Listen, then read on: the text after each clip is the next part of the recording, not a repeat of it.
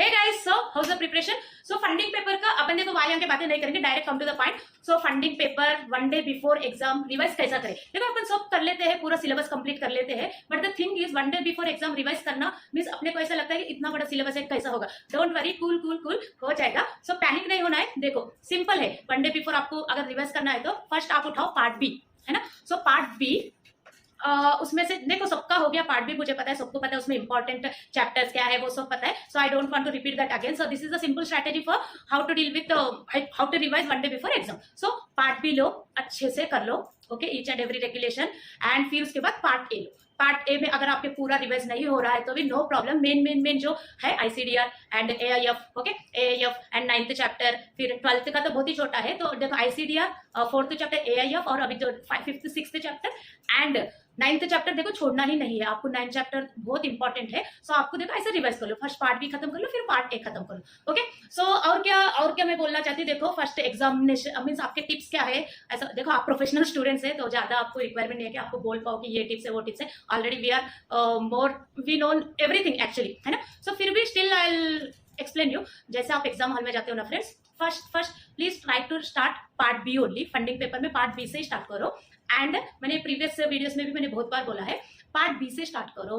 And regulation, जो regulation का number भी आपको पता है उससे ही स्टार्ट करो, okay. So I suggest you to write meetings, sorry committees का तो देखो एक क्वेश्चन कमिटीज का कंपलसरी आता है। तो कमिटीज के सेक्शन सिंपल है, ऑलरेडी मैंने भी एक्सप्लेन किया है वीडियो में, मैं लिंक दे दूंगी अगर नहीं देखा है आपने। सो कमिटीज से स्टार्ट करो। मैं कमिटीज से क्यों बोल रही हूँ, क्योंकि कमिटीज के सेक्शन है ना 18, 19, 20, 21, ये 4 कमिटी में से तो आता है और कंपलसरी क्वेश्चन आता है। तो अगर आप रेगुलेशन के साथ नंबर लिख के आप स्टार्ट करोगे तो प्रेजेंटेशन आपका क्लीन एंड क्लिस्टल होगा। सो दैट क्या होगा, इंप्रेशन थोड़ा अच्छा होगा। So this is the reason I am asking you to start your paper with part B, that too with committees, okay. और ऐसा कुछ रीजन नहीं है स्पेसिफिक। अगर आपको दूसरे भी सेक्शन रेगुलेशन अच्छे आते हैं और या दूसरा क्वेश्चन भी अच्छा पता है तो आप उधर से ही स्टार्ट करो। ऐसा कंपल्शन नहीं है, but that is my suggestion, क्योंकि मैंने वैसे ही प्रेजेंट करके I got exemption, that's why I am suggesting that. So part B से स्टार्ट करो एंड नेक्स्ट फिर पार्ट ए पे आ जाओ, okay. And what about numericals. देखो फ्रेंड्स, न्यूमेरिकल्स का कैसा है, अपन कितना भी करो वहाँ अलग ही मीन्स वो आईसीएसई का अलग ही पैटर्न रहता है न्यूमेरिकल्स का। स्टिल आई सजेस्ट, देखो न्यूमेरिकल में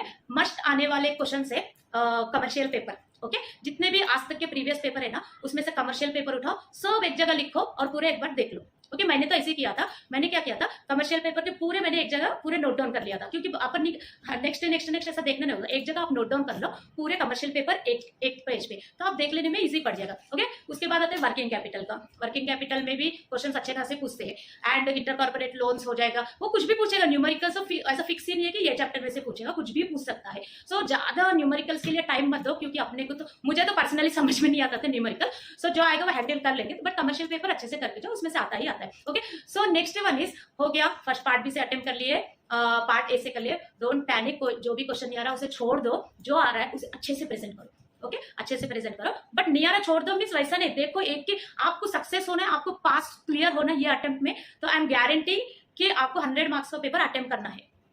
यस, आप 100 मार्क्स पेपर अटेम्प्ट करें ना, दिल मीन्स आप मीन्स श्योर हो जाओ कि आप क्लियर हो जाओगे। Literally I am telling you, अगर आप 100 मार्क्स का पेपर अटेम्प्ट करोगे तो यू विल बी श्योर आपका हो जाएगा, क्लियर हो जाएगा। आई एम टेलिंग यू, क्योंकि मुझे पता है हो जाएगी अपन लोग, बट स्टार्टिंग का प्रेजेंटेशन अच्छा होना चाहिए, ओके। एंड रिलेवेंटली लिखो। अभी जो नहीं आते बोलते उसका कुछ भी प्रोविजन लिख के, मतलब कुछ ना कुछ तो अपने आता है अपने को, तो वो रिलेवेंटली लिखो, ठीक है। सिंपल है, फंडिंग का ज्यादा स्ट्रैटेजी कुछ ऐसा फॉलो करना नहीं है। पार्ट बी लिख दो, फिर next attempt part A, and numericals last में अटेम्प्ट करे तो भी चलेगा, बट अटेम्प्ट करो। उसमें अगर एक भी मार्क्स मिल गया तो वेल एंड गुड, है ना। सो यही था फंडिंग का स्ट्रैटेजी। एंड इंपॉर्टेंट रेगुलेशन ही देख लो, अगर नहीं हो रहा है तो मैं एनसीएस क्या और रेगुलेशन 50 नॉन कन्वर्टेबल सिक्योरिटीज है ना एलओडीआर के, मैं उसमें से इंपॉर्टेंट थोड़े नोट डाउन करके दूंगी आपको नेक्स्ट कमिंग वीडियो, अभी बैक टू बैक वीडियो डालूंगी, उसमें से देख लो एनसीएस का, क्योंकि एनसीएस का बहुत सारा है, अभी न्यू रेगुलेशंस है, तो समझ में नहीं आ रहा स्टूडेंट्स को कि कितना पढ़े और क्या पढ़े, okay. So don't worry at all, मैं इंपॉर्टेंट दूंगी उसमें से, तो आप उसमें से वो इंपॉर्टेंट कर लो, तो आई थिंक सो उसमें से आ जाना चाहिए, ओके फ्रेंड्स। सो ज्यादा टाइम वेस्ट नहीं करेंगे, आप अच्छे से पढ़ो। फंडिंग देखो, ये पेपर आपका लास्ट अटेम्प्ट होना चाहिए। फंडिंग मीन्स आप जो भी पेपर दे रहे हो ना, that should be your last attempt. अभी नेक्स्ट उसे देखना ही नहीं है अपने को, ओके। वही पॉजिटिव वे में चलो, अच्छे से हो जाएगा। अभी जो प्रीवियस मीन्स जो अभी पेपर आ रहे हैं उनके लिए डिस्कस मत करो, जो हो गया खत्म हो गया, जो don't panic at all, okay. So I hope, मुझे ऐसा क्यों लगता है पता नहीं, आप सबको फंडिंग में एग्जाम्शन मिलने वाला है इस बार, अच्छे से पढ़ो, ओके। चलो, all the very very very best, bye.